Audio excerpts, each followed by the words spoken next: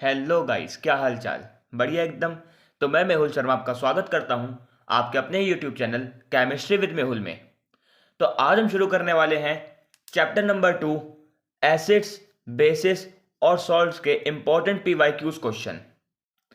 तो हमने chapter number 1, chapter number 2 और चैप्टर नंबर 3 के वन शॉट वीडियोस कंप्लीट कर दिए और हमने चैप्टर नंबर 1 के इंपॉर्टेंट क्वेश्चंस के वीडियो ला दी थी। और आज हम लेके आए हैं चैप्टर नंबर 2 के पीवाईक्यूज।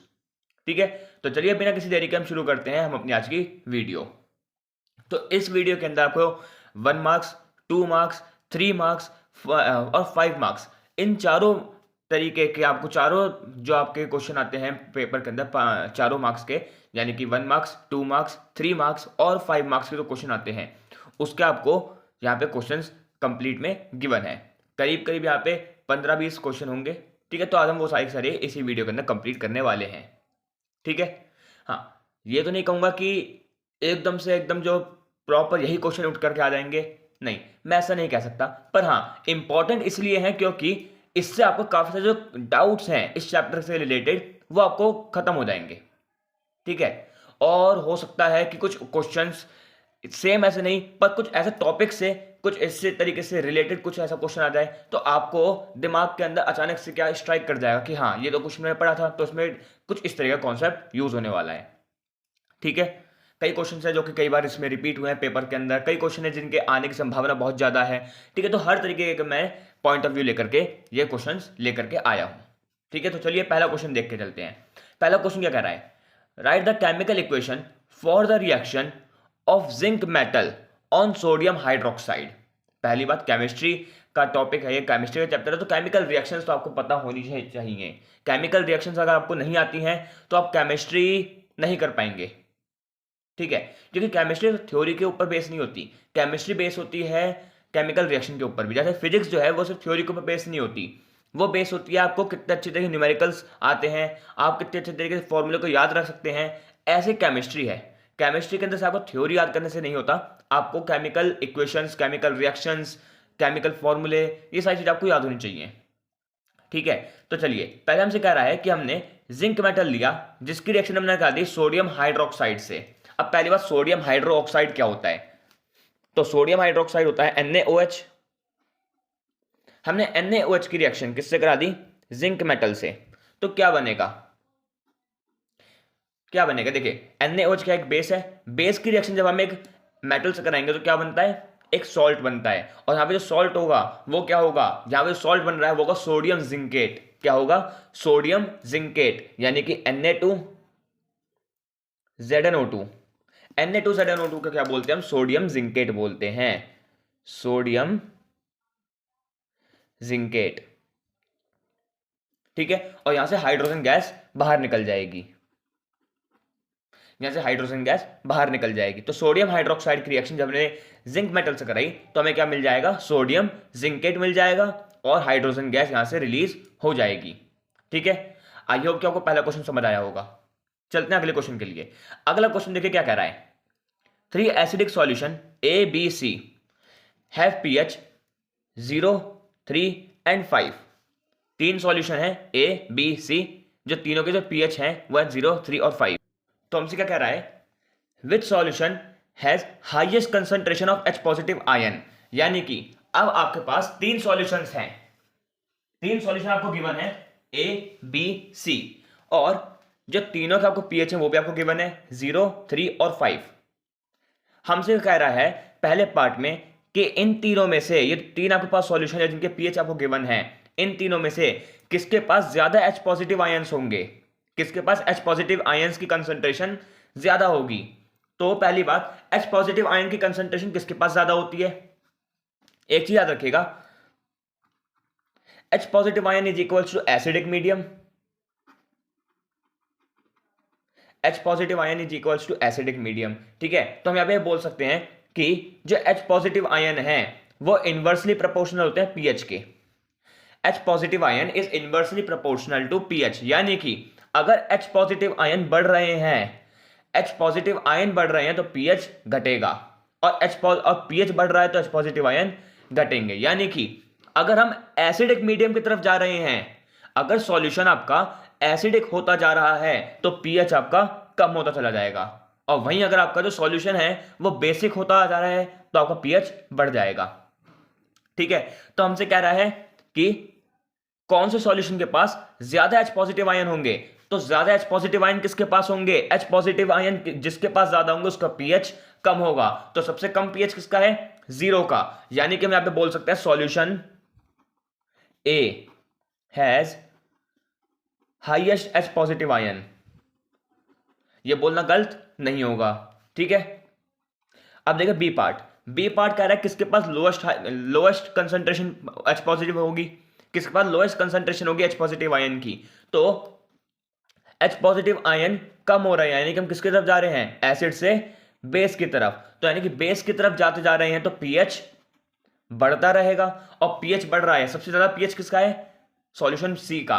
तो हम यहां पे बोल सकते हैं कि solution C has least H positive ion. कोई दिक्कत? आई होप कि आपको ये क्वेश्चन समझ आया होगा। ठीक है जी, अगर आपको क्वेश्चन समझ आया तो चलते हैं हम अगले क्वेश्चन के ऊपर, इसको आप नोट करिए।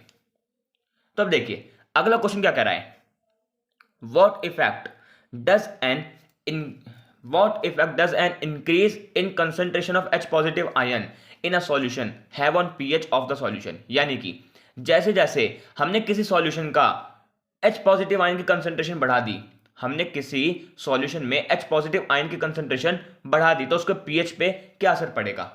तब देखिए वही चीज, अगर हमने H पॉजिटिव आयन बढ़ा रहे हैं तो पीएच घट रहा होगा, क्योंकि अभी हमने बात करी तो जो पीएच है वो इनवर्सली प्रोपोर्शनल है H पॉजिटिव आयन के। तो अगर H पॉजिटिव आयन की कंसंट्रेशन बढ़ रही है तो पीएच घट रहा होगा। तो हम यहां पे बोल सकते हैं if H positive ion increase then pH of solution decrease. ठीक है, कोई दिक्कत? आई होप कि समझ आया होगा, नोट करिए इसको। चलते हैं अपने अगले क्वेश्चन के ऊपर।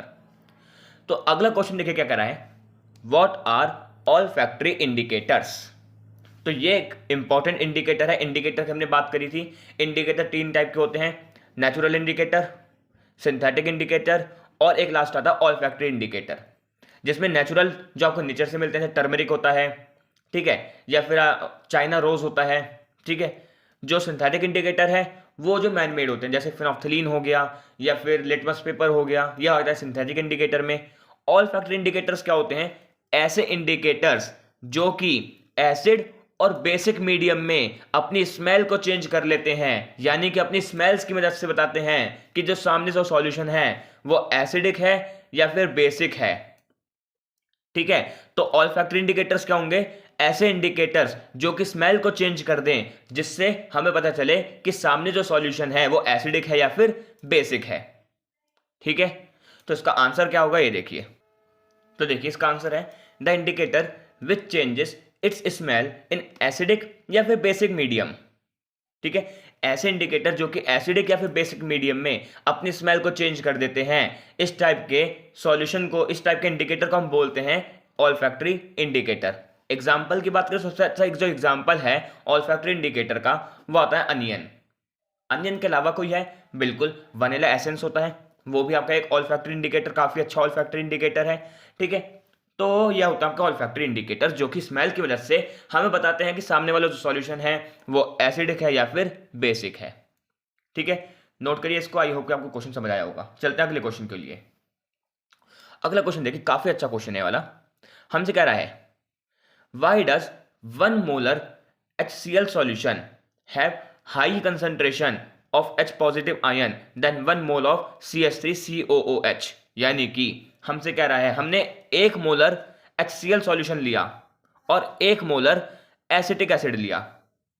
ठीक है, एक तरफ हमने हाइड्रोक्लोरिक एसिड लिया है, एक तरफ हमने एसिटिक एसिड लिया है। तो इनमें से जो HCl है, जो HCl सॉल्यूशन है, उसके पास ज्यादा H पॉजिटिव आयन की कंसंट्रेशन क्यों है?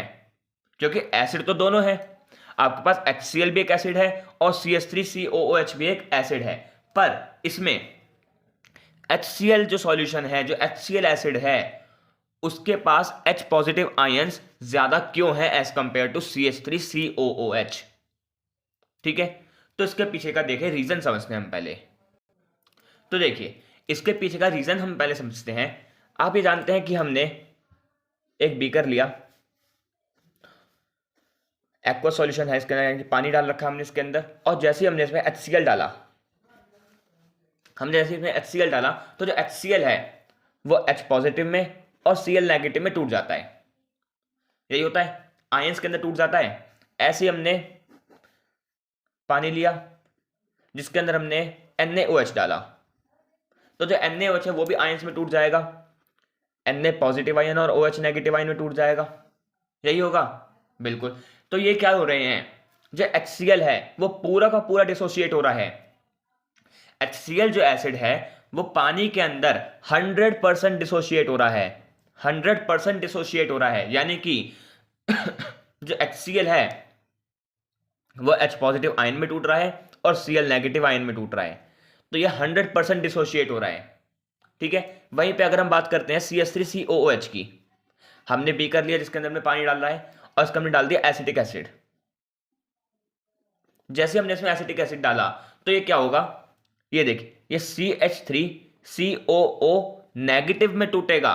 किस में टूट रहा है ये, CH3COO नेगेटिव में और H पॉजिटिव में। तो आप यहां पे देखते हैं कि ये 100% डिसोशिएट नहीं हो रहा है। जो एसिटिक एसिड है वो 100% डिसोशिएट नहीं हो रहा है। H पॉजिटिव आयन में टूट रहा है, H पॉजिटिव आयन तो ये भी दे रहा है, पर जैसा कि आप देख रहे थे HCl के अंदर 100% डिसोशिएट हो रहा था, वैसे यहां पे 100% डिसोसिएशन नहीं दिखाई दे रही है। आपको CH3COO का एक अलग कंपाउंड दिखाई दे रहा है, जबकि इसको और अच्छी तरीके से टूटना चाहिए था, पर यह पूरा 100% डिसोशिएट नहीं हुआ है।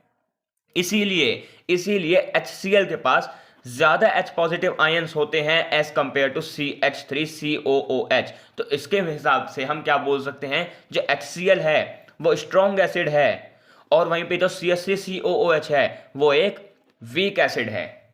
क्यों, अगर ये पूछ लें हमसे कि HCl क्यों ज्यादा एसिडिक है और CH3COOH क्यों कम एसिडिक है, तो इसके पीछे का रीजन क्या होगा, डिसोसिएशन।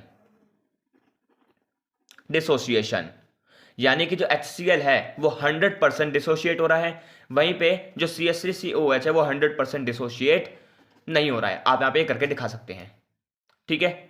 आई होप कि आपको क्वेश्चन का आंसर तो मिल ही गया होगा, ठीक है। तो उस क्वेश्चन का आंसर क्या होना चाहिए वो आपको मैं लिख के बताता हूं। तो देखिए आंसर क्या है इसका, 1 molar HCl solution have higher concentration of H positive ion than 1 mole of CH3COOH because HCl acid dissociate 100% in its aqueous solution।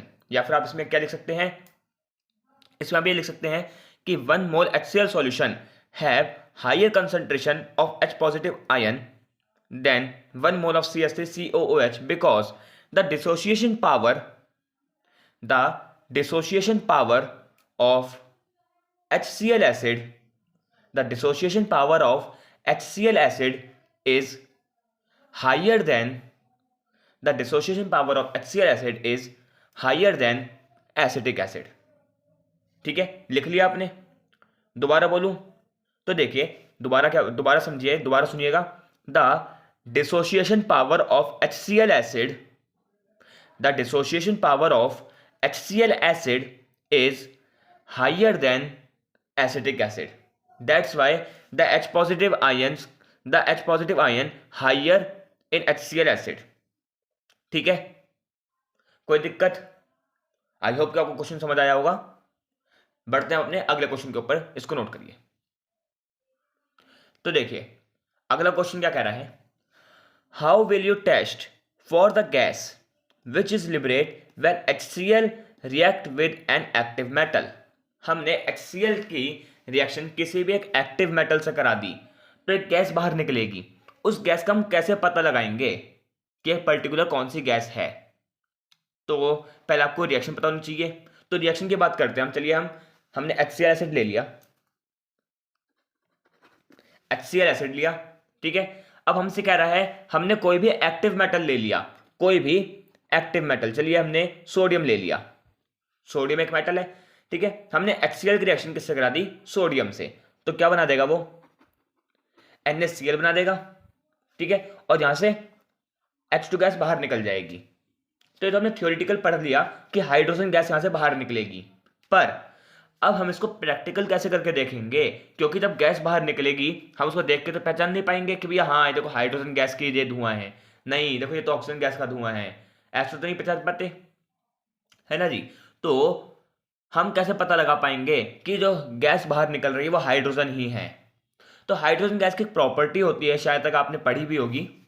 Hydrogen gas की एक ऐसी प्रॉपर्टी होती है कि जब हम इसको फायर के प्रेजेंस में लाते हैं, जब हम हाइड्रोजन गैस को फायर के प्रेजेंस में लाते हैं तो ये पॉप साउंड से फूटती है, मतलब पॉप साउंड से बहुत तेज से आवाज आती है और वो फट जाती है। तो यानी कि अगर हमने HCl की रिएक्शन किसी भी एक्टिव मेटल से कराई तो एक गैस बाहर निकलेगी, और अगर हमने उस गैस के सामने एक मैच स्टिक या कैंडल कुछ भी लाया, उसके सामने हमने चलो मैच स्टिक लेके आए, ठीक है, जली हुई मैच स्टिक लेकर के आए, तो वो मैच स्टिक्स की मदद से वो जो गैस है वो पॉप साउंड से फूटेगी। तो यानी कि जब वो पॉप साउंड से फूटेगी हम समझ जाएंगे कि जो रिएक्शन है, ये रिएक्शन के अंदर जो गैस बाहर निकल रही है कौन सी गैस है, हाइड्रोजन गैस है, ठीक है, समझ आया। तो उसका आंसर क्या होगा देखिए, तो आंसर देखिए क्या है, when we take a burning candle near the liberated gas it will burst with a pop sound. कौन से साउंड से फूटेगी, पॉप साउंड से, ठीक है, it will burst with a pop sound, so it means it is the hydrogen gas. अगर pop sound से फूट रही है तो उसका मतलब कौन सी गैस है, वो हाइड्रोजन गैस है। और हमें पता कैसे चलेगा कि हाइड्रोजन गैस ही है, bye the help of this reaction, ठीक है, क्योंकि अब आप कहेंगे आपको क्या पता कि हाइड्रोजन गैस है तभी आप मैच स्टिक लेके आए हैं, हो सकता है कार्बन डाइऑक्साइड गैस हो जो, तो आप कैंडल क्यों लेके जा रहे हैं, तो क्योंकि हमने पहले रिएक्शन करके देखी है, यानी कि हाइड्रोजन गैस बाहर निकल रही है, तो उसको हमें एक्सपेरिमेंटल प्रूव करना है कि जो गैस है वो हाइड्रोजन ही है, कोई और गैस यहाँ पे बाहर नहीं निकल रही है, ठीक है। इसलिए हमने बर्निंग कैंडल या बर्निंग मैच स्टिक जो भी है आप उसके सामने लेके गए तो वो पॉप साउंड से फूटेगी, तो आपको एक क्लियर हो जाएगा कि जो गैस है वो पक्का हाइड्रोजन ही है, ठीक है, कोई दिक्कत, नोट करिए इसको, चलते हैं अगले क्वेश्चन के लिए। अगला क्वेश्चन देखिए क्या कह रहा है हमको, अगला क्वेश्चन ये कह रहा है dry HCl gas does not change the colour of the litmus paper, give reason to justify it. यानी कि हमसे कह रहा है हमारे पास एक ड्राई गैस है HCl, हमारे पास ड्राई HCl गैस है, ठीक है, उसके सामने हमने ड्राई लिटमस पेपर रखा तो लिटमस पेपर में कोई भी कलर चेंज नहीं हुआ, ऐसा क्यों। पहली बात यह है कि जो लिटमस पेपर है वो किसके ऊपर वर्क करता है, वो क्या एसिड और बेस के ऊपर वर्क करता है, नहीं, लिटमस पेपर वर्क करता है H पॉजिटिव आयन के ऊपर, लिटमस पेपर वर्क करता है H पॉजिटिव आयंस के ऊपर। और H पॉजिटिव आयन कब मिलता है, जब सॉल्यूशन किस में हो, एक्वस के अंदर, जब सॉल्यूशन एक्वस सॉल्यूशन के अंदर होगा तभी वो H पॉजिटिव आयंस रिलीज करेगा। यानी कि अगर आपके पास जो सॉल्यूशन है वही अगर ड्राई है तो उसमें H पॉजिटिव आयंस नहीं होंगे, H पॉजिटिव आयन नहीं है तो कोई भी कलर चेंज लिटमस पेपर में नहीं होगा। इस चीज को आप गांठ बांध करके दिमाग में रख लीजिए। क्या बोला मैंने, दोबारा समझिए, जो लिटमस पेपर है वो एसिडिक और बेसिक मीडियम के ऊपर वर्क नहीं करता है। लिटमस पेपर को भी नहीं पता है कि जो सॉल्यूशन है वो एसिडिक है या जो सॉल्यूशन है वो बेसिक है। जो लिटमस पेपर है वो वर्क कर रहा है H पॉजिटिव आयंस के ऊपर। यानी कि अगर किसी सॉल्यूशन के अंदर H पॉजिटिव आयंस ज्यादा हैं, तो जो लिटमस पेपर है वो रेड कलर शो कर देता है कि भैया इसमें H पॉजिटिव आयन ज्यादा है, इससे दूर रहिएगा, ठीक है। जैसे जैसे H पॉजिटिव आयन कम होते रहते हैं तो लिटमस पेपर का भी कलर थोड़ा सा हल्का होता रहता है, और एक पॉइंट पे आके लिटमस पेपर का कलर क्या होता है, ग्रीन का मतलब क्या होता है कि भैया ये सॉल्यूशन न्यूट्रल है, इसमें कोई भी दिक्कत नहीं होने वाली है, ठीक है, आप इसको टच कर सकते हैं, ठीक है। जैसे NaCl है या NaHCO3 है, ये सारे क्या है आपके सॉल्ट्स हैं, ठीक है, तो आप इसको इजीली टच कर सकते हैं, ठीक है। पर जैसे जैसे H पॉजिटिव आयंस कम होते रहते हैं तो एक पॉइंट ऐसा आ जाता है कि H पॉजिटिव आयन की मात्रा बहुत कम हो जाती है, तो भी आपको जो लिटमस पेपर है वो संकेत देता है कि भैया डार्क ब्लू कलर हो चुका है मेरा, मुझसे थोड़ा थोड़ा इस सॉल्यूशन से थोड़ा सा दूर रहिएगा वरना खतरा आपको है, ठीक है। तो जो लिटमस पेपर है वो वर्क करता है H पॉजिटिव आयंस के ऊपर, ठीक है जी। तो यानी कि हम यहाँ पे बोलें H पॉजिटिव आयन कब दिखाई देगा कोई सॉल्यूशन के अंदर? जब सॉल्यूशन किसके अंदर होगा? एक्वस सॉल्यूशन के अंदर। यानी कि जब सॉल्यूशन को हमने पानी में डाल रखा है तभी वो अपने रंग दिखाएगा, यानी कि तभी वो अपने आयंस को रिलीज करेगा। बिल्कुल करेगा, सही बोल रहे हो भैया आप। तो जब तक कोई सॉल्यूशन एक्वस के अंदर नहीं है, जब तक कोई सॉल्यूशन अपने एक्वस सॉल्यूशन के अंदर नहीं है, तब तक क्या वो H पॉजिटिव आयन रिलीज करेगा? नहीं करेगा। अगर कोई solution H positive ion release नहीं कर रहा है तो क्या लिटमस पेपर कलर दिखा पाएगा? नहीं भैया, उसको सपने थोड़े ना आ रहे हैं। लिटमस पेपर को सपने थोड़े ना आएंगे कि भैया ये सॉल्यूशन एसिडिक ही है। नहीं, वो वर्क कर रहा है H पॉजिटिव आयंस के ऊपर। तो यानी कि अगर किसी सॉल्यूशन के अंदर H पॉजिटिव आयंस ही नहीं है तो यानी कि उसके अंदर भी कोई कलर चेंज नहीं होगा। तो अब यहां पे देखिए कौन सा सॉल्यूशन है, ये ड्राई HCl सॉल्यूशन है। HCl के ऊपर मत जाइएगा, कभी भी HCl के ऊपर मत जाइएगा, उसके आसपास देखिएगा। क्या यहां पे एक्वस HCl लिखा है? नहीं, क्या लिखा है? ड्राई HCl लिखा है। ड्राई HCl लिखा है। ड्राई HCl है यानी कि एक्वस सॉल्यूशन के अंदर नहीं है। एक्वस सॉल्यूशन के अंदर नहीं है तो इसका मतलब क्या है? इसमें H पॉजिटिव आयंस भी नहीं है। H पॉजिटिव आयन नहीं होंगे तो क्या कोई कलर शो करेगा? बिल्कुल नहीं करेगा। तो इसका आंसर क्या होना चाहिए?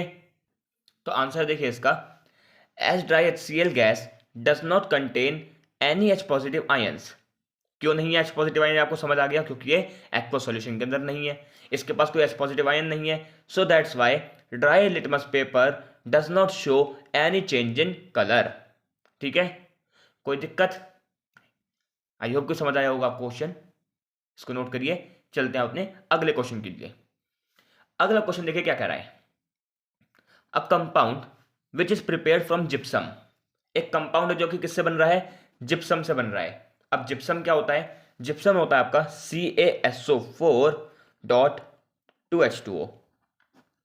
एक कंपाउंड है जो कि बन रहा है जिप्सम से, has the property of hardening when mix with a proper quantity of water. यानी कि इसके अंदर हमने कुछ पानी के मॉलिक्यूल्स डाल दिए तो ये बहुत हार्ड सा हो जाता है। Identify the compound and right it's chemical formula. तो कौन सा कंपाउंड है वो, उसका केमिकल फॉर्मूला क्या होगा? तो पहली बात, जिप्सम से कौन सा कंपाउंड बनता है? इकलौता हमने कंपाउंड पढ़ा है जो कि जिप्सम से बनता है, जो कि है plaster of Paris. Plaster of Paris. पर हमें यहाँ पे क्या इसका केमिकल, हमें क्या इसका कॉमन नेम लिखना है? नहीं, हमें लिखना है इसका केमिकल नेम। तो केमिकल नेम क्या होगा? पहली बात, CaSO4.12H2O, ये है इसका केमिकल फॉर्मूला। और इसका केमिकल नेम क्या है? Ca क्या होता है? कैल्शियम। SO4 क्या होता है? सल्फेट। और हाफ H2O को क्या बोलेंगे? सेमी हाइड्रेट, यानी कि calcium sulphate, calcium sulphate semi hydrate. ये क्या हो गया? इसका नाम हो गया। कौन सा नाम हो गया? केमिकल नेम हो गया। और इसका कॉमन नेम क्या होगा? POP, यानी कि प्लास्टर ऑफ पेरिस। ठीक है, CaSO4.12H2 है इसका केमिकल फॉर्मूला, जो कि बनता है जिप्सम से। ठीक है, कोई दिक्कत नहीं? अच्छा, अब एक चीज जानकारी के लिए कि हम जिप्सम से CaSO4.12H2 में कैसे जाएंगे। देखिए जी, हमने CaSO4.2H2O लिया, जिसको हम क्या बोलते हैं? जिप्सम बोलते हैं। और जब हम जिप्सम को हीट कर देंगे, जिप्सम को हीट करेंगे एट 373 केल्विन के अंदर, 373 केल्विन के ऊपर जब हम जिप्सम को हीट करेंगे तो वो क्या बन जाएगा? इसमें से 1.5 मोल पानी के बाहर निकल जाएंगे। तो बन जाएगा CaSO4.12H2O, और यहां से 1.5 मोल पानी के बाहर निकल जाएंगे। ठीक है, कोई दिक्कत? समझ आया कि हम जिप्सम से कैसे प्लास्टर ऑफ पेरिस में जा रहे हैं? ठीक है, बहुत इजी रिएक्शन थी और ये रिवर्सिबल रिएक्शन है। यानी कि अगर हमने CaSO4.12H2O के अंदर 1.5 मोल पानी दोबारा डाल दिए तो वो दोबारा से जिप्सम बन जाएगा। ठीक है, कोई दिक्कत? ओके जी, देखिए अगला क्वेश्चन क्या कह रहा है। अगला क्वेश्चन कह रहा है, right the chemical equation two describe how baking soda is produced on a large scale. Baking soda की प्रिपरेशन लिखनी है हमें सिंपल भाषा में। ठीक है, बेकिंग सोडा क्या होता है? बेकिंग सोडा होता है NaHCO3, यानी कि सोडियम बाइकार्बोनेट। सोडियम बाइकार्बोनेट को कैसे बनाते हैं हम? सोडियम बाइकार्बोनेट बनाने की जो रिएक्शन है वो कुछ ऐसी है कि हमने NaCl लिया, NaCl के अंदर हमने ammonia plus H2O plus CO2 gas डाली। ठीक है, एमोनिया डाला, NaCl में एमोनिया डाला, H2O डाला और CO2 गैस डाली, जिस समय क्या मिल जाएगा? हमें मिल जाएगा एमोनियम क्लोराइड। क्या मिल जाएगा? एमोनियम क्लोराइड मिल जाएगा। और यहां से हमें NaHCO3 बाहर निकल जाएगा। और ये है आपकी प्रिपरेशन किसकी? सोडियम बाइकार्बोनेट की। और काफी इंपॉर्टेंट रिएक्शन है, काफी इंपॉर्टेंट रिएक्शन है वाली। ठीक है, नोट कर लीजिएगा इस रिएक्शन को। ठीक है, आई होप कि आपको क्वेश्चन समझ आया होगा। बढ़ते हैं अपने अगले क्वेश्चन के लिए। अगला क्वेश्चन देखिए क्या कह रहा है, व्हाट इज क्लोर एल्काइली प्रोसेस। ओहो भाई साहब, बहुत इंपॉर्टेंट क्वेश्चन है ये वाला, 100% पेपर में आ सकता है ये वाला, क्लोर एल्काइली प्रोसेस। इस चैप्टर के अंदर सबसे इंपॉर्टेंट टॉपिक में से सबसे इंपॉर्टेंट एक पार्ट निकल के आया है। सबसे इंपॉर्टेंट टॉपिक है सॉल्ट। ठीक है, उसमें से सबसे इंपॉर्टेंट जो पार्ट है वो है chlor alkali process. One of the most important topic है इस चैप्टर का, क्लोर एल्काइली प्रोसेस।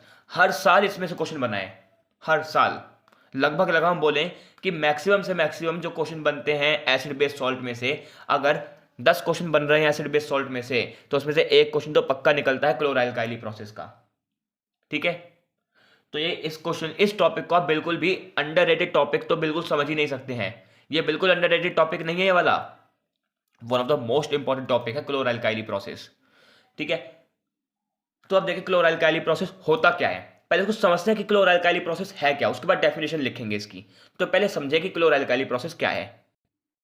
अब देखिए, पहले हम बात करते हैं, मान लीजिए हमने HCl लिया, HCl की रिएक्शन हमने करा दी NaOH से, तो हमें यहां से क्या मिल जाएगा? हमें यहां से मिल जाता है NaCl प्लस H2O। NaCl मिल जाता है और H2O मिल जाता है। तो हमने यानी कि एसिड के अंदर बेस डाला तो हमें सॉल्ट मिल रहा है। ठीक है, पर हमसे ये कह रहा है क्या हम NaCl के अंदर H2O मिला करके दोबारा से NaOH में जा सकते हैं? तो आंसर होगा नहीं। क्यों नहीं? क्योंकि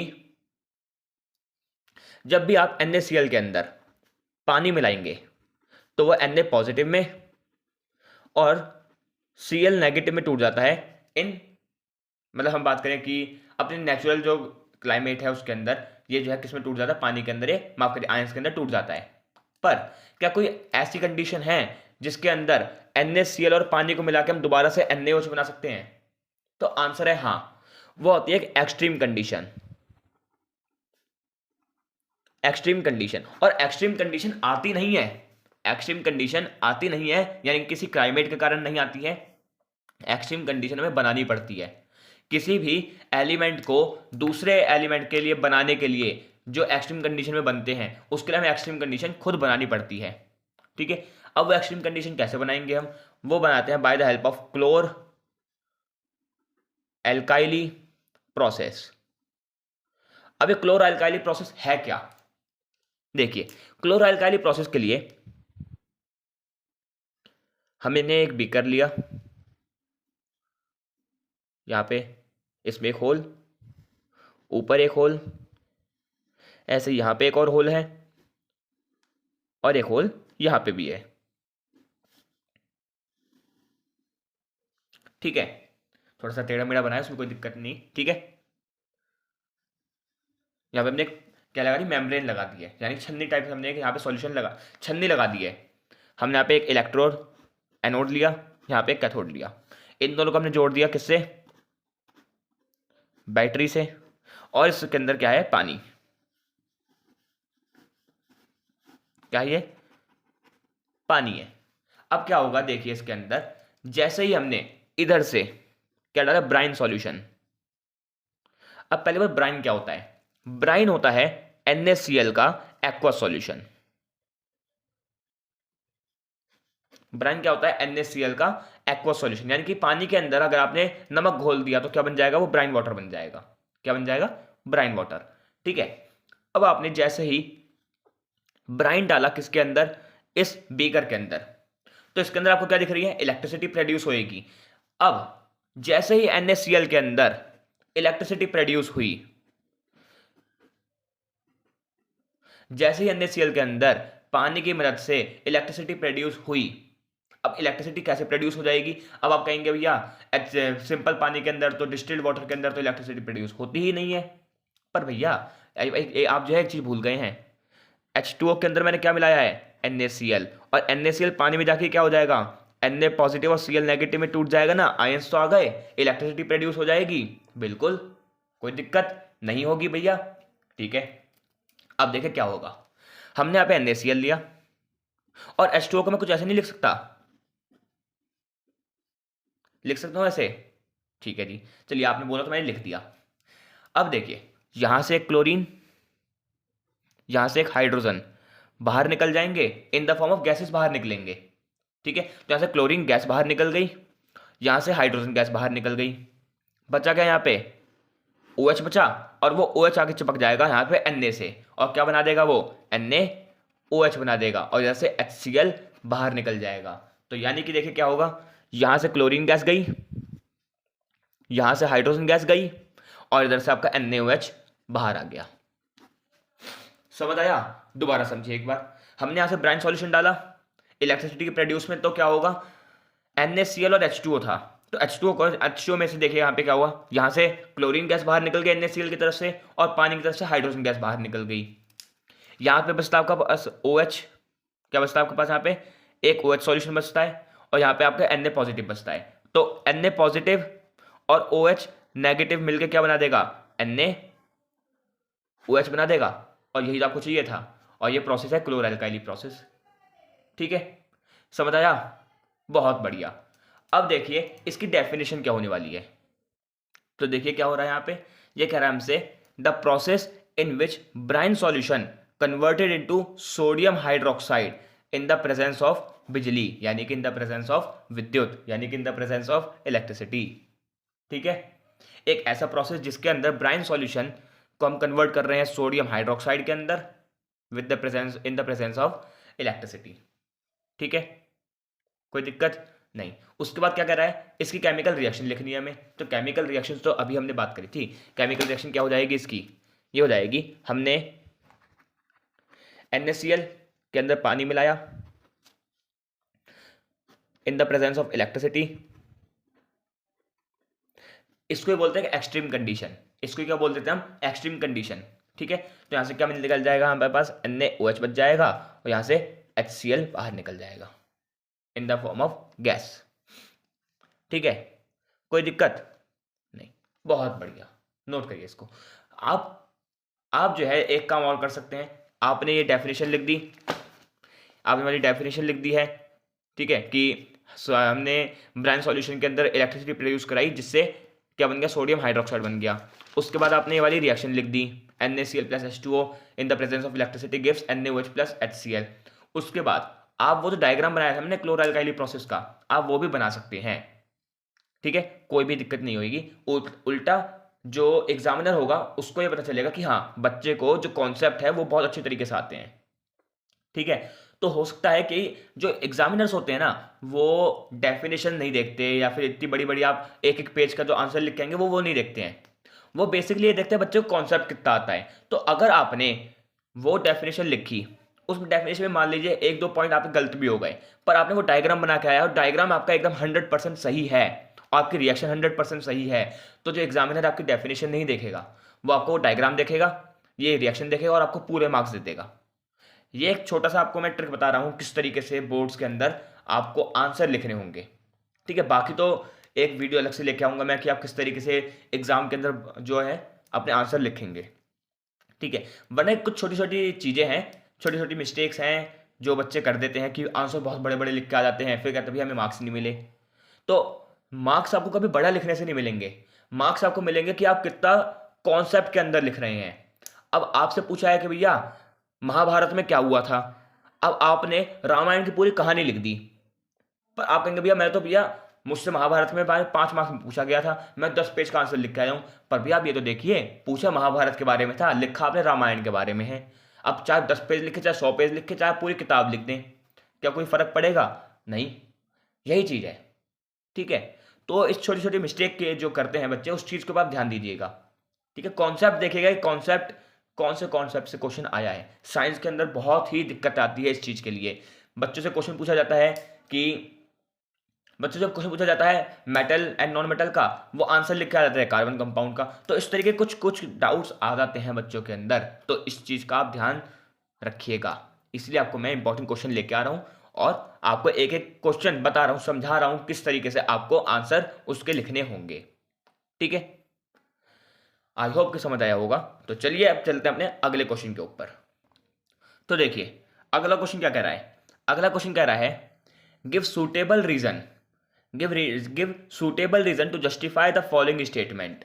An aqueous solution of sodium chloride is neutral but an aqueous solution of sodium metal is basic. पहली बात, काफी इंपॉर्टेंट क्वेश्चन है वाला, और इस क्वेश्चन के मुझे लग रहा है कि काफी ज्यादा चांसेस है पेपर में आने के लिए। मुझे ऐसा लग रहा है कि काफी ज्यादा चांसेस हो सकते हैं इस वाले क्वेश्चन के या इस टाइप के क्वेश्चन को आने के लिए। तो ध्यान से देखिएगा ये क्वेश्चन क्या कह रहा है। क्वेश्चन हमसे कह रहा है कि जो एक्वस सॉल्यूशन है सोडियम क्लोराइड का, वो तो न्यूट्रल होता है, पर जो एक्वस सॉल्यूशन होता है किसका, सोडियम मेटल का, वो बेसिक होता है। ऐसा क्यों, इसके पीछे का रीजन क्या है? तो देखिए इसके पीछे का रीजन काफी सिंपल है, बहुत सिंपल रीजन है। अगर हम बात करें NaCl के एक्वस सॉल्यूशन की, तो NaCl बनता कैसे है? NaCl कैसे बनेगा? NaCl बनेगा जब आपने इसके अंदर क्या किया है, HCl और NaOH डाला। जब आपने HCl और NaOH मिलाया, यानी कि आपने एक एसिड और एक बेस मिलाया, तो आपको क्या मिलता है, NaCl मिलता है और H2O मिलता है। तो जो NaCl है वो एक न्यूट्रल कंपाउंड है। आपने एक एसिड और एक बेस को मिलाया जिससे आपको NaCl का एक्वस सॉल्यूशन मिलता है, और जो NaCl है वो एक न्यूट्रल कंपाउंड है। दैट्स वाई जो एक्वस सॉल्यूशन होता है NaCl का, वो क्या होता है, न्यूट्रल। ठीक है, पर हमसे कह रहा है जो सोडियम मेटल का एक्वस सॉल्यूशन है वो बेसिक होता है। ऐसा क्यों? तो सोडियम मेटल, इसका हमने एक्वस सॉल्यूशन लिया यानी कि H2O से मिलाया, तो क्या बन जाएगा आपके पास, NaOH बन जाएगा। NaOH बन जाएगा, और यही तो आपको चाहिए था। क्या मिल रहा है आपको, बेस मिल रहा है। आपने सोडियम की रिएक्शन पानी से कर रही तो आपको मिल रहा है सोडियम हाइड्रोक्साइड, यानी कि बेस मिल रहा है। वहीं पे आपने HCl और NaOH की रिएक्शन कराई तो आपको एक सॉल्ट मिल रहा है। इसीलिए इनके एक्वस सॉल्यूशन क्या होते हैं, ऐसे न्यूट्रल और बेसिक। ठीक है, कोई दिक्कत नहीं। तो इसको लिखेंगे कैसे, ये देखिए। तो देखिए जो एक्वस सॉल्यूशन है NaCl का, वो न्यूट्रल इसलिए है क्योंकि जब हमने HCl और NaOH की रिएक्शन कराई तो आपको मिलता है एक्वस सॉल्यूशन किसका, NaCl का। ठीक है, और जो NaCl का एक्वस सॉल्यूशन होता है उसका जो pH है वो 7 के इक्वल होता है, इसीलिए क्या है कि ये न्यूट्रल कंपाउंड। समझ आया? नहीं, देखिए जो एक्वस सॉल्यूशन है NaCl का, वो कब बनेगा, जब आपने एक एसिड और एक बेस की रिएक्शन कराई। जब आपने एक एसिड और एक बेस की रिएक्शन कराई तभी आपको NaCl का एक्वस सॉल्यूशन मिलेगा। ठीक है जी, और जो NaCl का एक्वस सॉल्यूशन होता है उसका जो pH है वो 7 के इक्वल होता है, और जिसका pH 7 होता है वो क्या होता है, न्यूट्रल कंपाउंड, यानी कि सॉल्ट, यानी कि नमक। ठीक है, उसके बाद जो Na है यानी कि सोडियम मेटल है, उसका जो एक्वा सॉल्यूशन है वो बेसिक इसलिए होता है क्योंकि जब आपने Na का एक्वा सॉल्यूशन लिया, जब आपने सोडियम का एक्वा सॉल्यूशन लिया तो क्या बन जाता है, वो सोडियम हाइड्रोक्साइड बन जाता है, और जो सोडियम हाइड्रोक्साइड है वो एक बेस है, इसीलिए इसका एक्वा सॉल्यूशन कैसा होता है, बेसिक होता है। कोई दिक्कत नहीं। आई होप कि समझ आया होगा आपको क्वेश्चन वाला, इंपॉर्टेंट क्वेश्चन है, इसको अच्छी तरीके से नोट करिएगा। ठीक है, चलते हैं अगले क्वेश्चन के लिए। Explain why sodium hydroxide solution can not be kept in aluminium container. हमसे कह रहा है जो सोडियम हाइड्रोक्साइड का सॉल्यूशन है उसको हम एल्यूमिनियम के अंदर क्यों नहीं रख सकते, इसके पीछे केमिकल रिएक्शन दीजिए। तो देखिए पहली बात, अब पहले आपको रिएक्टिविटी सीरीज आती है क्या, देखिए, नहीं माफ करिए, यहाँ पे रिएक्टिविटी सीरीज नहीं, यहाँ पे देखिए क्या होगा। आपने NaOH का सॉल्यूशन लिया, इसकी आपने रिएक्शन करा दी एल्यूमिनियम से। ठीक है, आपने NaOH का एक्वा सॉल्यूशन लिया, जिसके आप माफ करिए आपने NaOH का सॉल्यूशन लिया जिसके आपने रिएक्शन करा दी एल्यूमिनियम से, यहाँ पे रिएक्शन ही हो रही है एक तरीके से, तो यहाँ पे क्या हो जाएगा, ये क्या बना देगा, ये बना देगा सोडियम एल्यूमिनेट। क्या बना देगा, सोडियम एल्यूमिनेट बना देगा। सोडियम एल्यूमिनेट क्या होता है,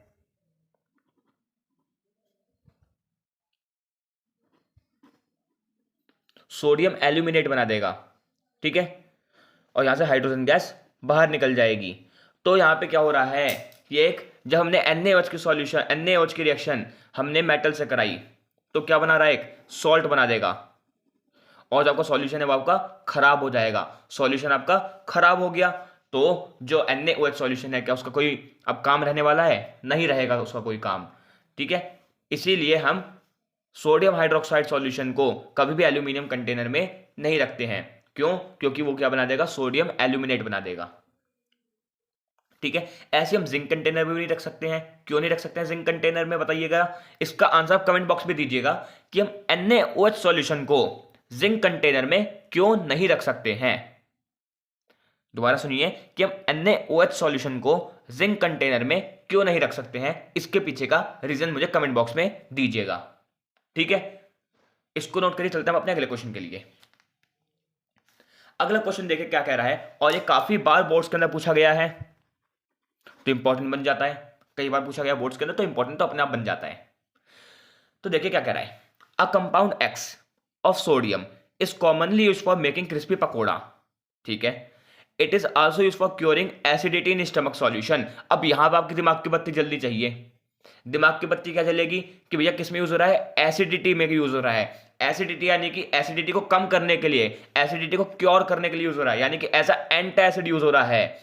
और एज अ एंटासिड कौन सा सोडियम का सॉल्ट था, ऐसा कौन सा सोडियम का सॉल्ट था जो कि यूज हो रहा था एज अ एंटासिड, बहुत बढ़िया, बेकिंग सोडा, ठीक है। तो यानी कि जो कंपाउंड X है वो क्या होगा, बेकिंग सोडा होगा।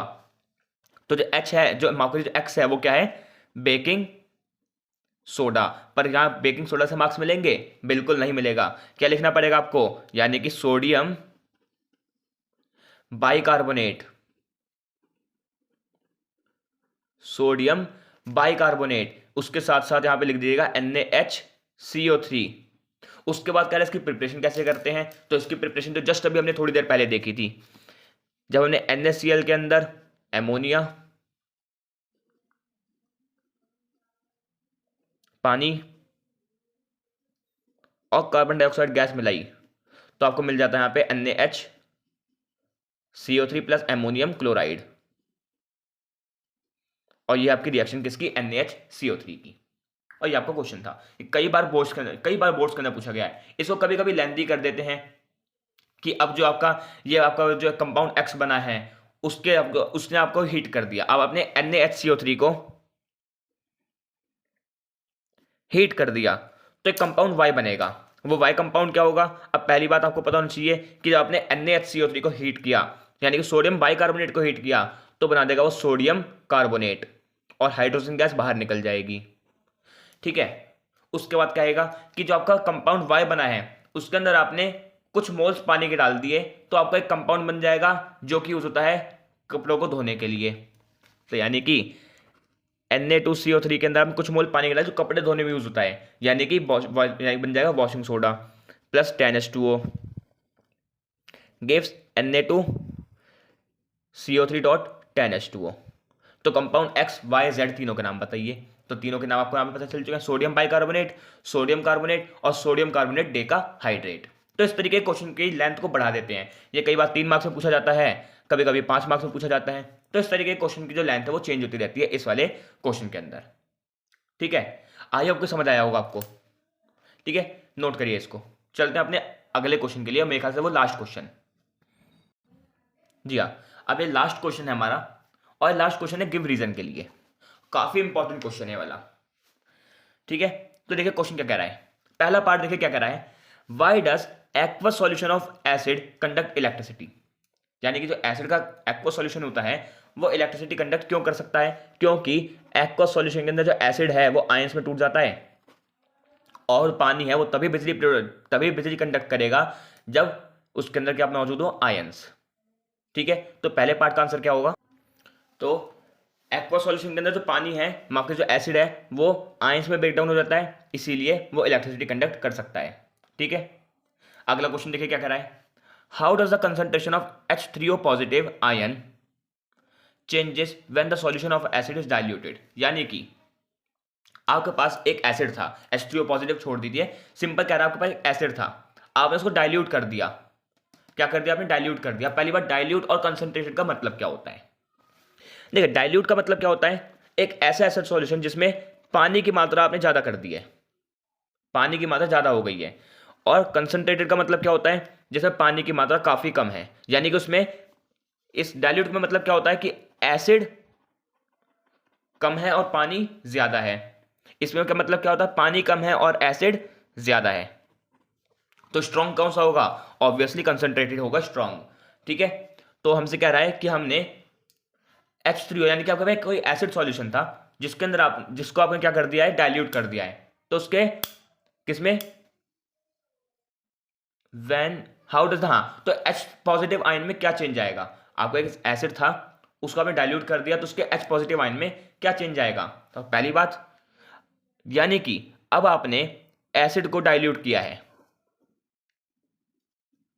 एसिड को डाइल्यूट कर दिया, यानी कि आपने उसके H पॉजिटिव आयंस कम कर दिए हैं, तो पीएच क्या हो जाएगा? पीएच बढ़ जाएगा। तो हम यहाँ पे बोल सकते हैं कि when acid diluted it's H positive ions decrease. ठीक है, H पॉजिटिव आयन कम हो जाएंगे। और अगर एसिड जो है आपका क्या हो गया? कंसंट्रेटेड हो गया, तो H पॉजिटिव आयन बढ़ जाएंगे।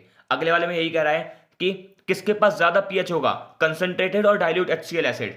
अभी बताया कि डाइल्यूट का मतलब होता है वीक और कंसंट्रेटेड का मतलब होता है स्ट्रॉन्ग। तो ऑब्वियस सी बात है, पूछा किसका पीएच ज्यादा होगा? जो वीक एसिड होगा उसका पीएच ज्यादा होगा। तो आंसर होगा इसका डाइल्यूट HCl एसिड।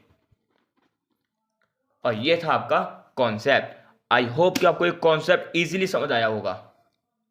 ये कुछ क्वेश्चंस थे एसिड बेस्ड सॉल्ट के, कुछ बहुत चुनिंदा क्वेश्चंस जो कि कई बार बोर्ड्स के अंदर पूछे गए हैं या इनके बोर्ड्स में आने की संभावना बहुत ज़्यादा है, तो उस टाइप के क्वेश्चन मैं आपके लिए निकाल के लेकर के आया था। आई होप कि आपको सारे के सारे क्वेश्चन बहुत ईजिली तरीके से समझ आए होंगे। मैंने अपना पूरा 100% दिया है आपको समझाने के लिए। अगर आपको तब भी कोई डाउट रह जाता है तो आप कमेंट बॉक्स में जरूर लिखिएगा, जिससे मैं आपके सारे डाउट को क्लियर कर सकूं। और आप बताइए कि आप और क्या चाहते हैं कि मैं आपके लिए और क्या क्या नई नई चीज़ें लाऊं जो कि आपके बोर्ड एग्जाम में काफ़ी मदद करें। तो वो भी मैं आपके लिए पूरी पूरी मदद करूंगा, आपकी हर तरीके से आपकी मैं मदद करने के लिए तैयार हूं। ठीक है, बस आप इस तरीके से साथ दीजिएगा जिस तरीके से आपने मेरा साथ देते हुए आए हैं। ठीक है, और मैं नई नई वीडियो, नई नई चीज़ें, नई नई ट्रिक्स आपके लिए लाता रहूंगा कि आप किस तरीके से बोर्ड एग्जाम में अच्छा स्कोर कर सकते हैं। ठीक है, तो ये थी मेरी आज की वीडियो जिसमें हमने इंपॉर्टेंट PYQs करे थे। आई होप कि आपको समझ आई होगी। अगर आपको वीडियो अच्छी लगी है तो वीडियो को लाइक करिएगा, चैनल पर नए हैं चैनल को सब्सक्राइब करिएगा, और अगर आपको लगता है ये क्वेश्चन है काफ़ी फायदेमंद है तो इसको आप अपने दोस्तों को भी शेयर करिए, जिससे वो भी बोर्ड एग्जाम की अच्छी तरीके से तैयारी कर सकें। तो मिलता है आपको तब तक अगली वीडियो में, तब तक के लिए गुड बाय।